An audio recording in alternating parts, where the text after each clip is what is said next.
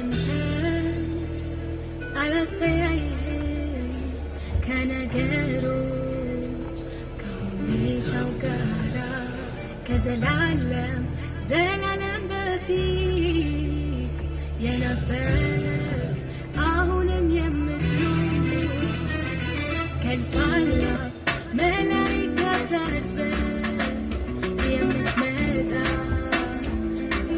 እንደገና ልትወስደን ወደ ረፍቱ ዓለም ልንኖር ሁሌ ካንተ ጋር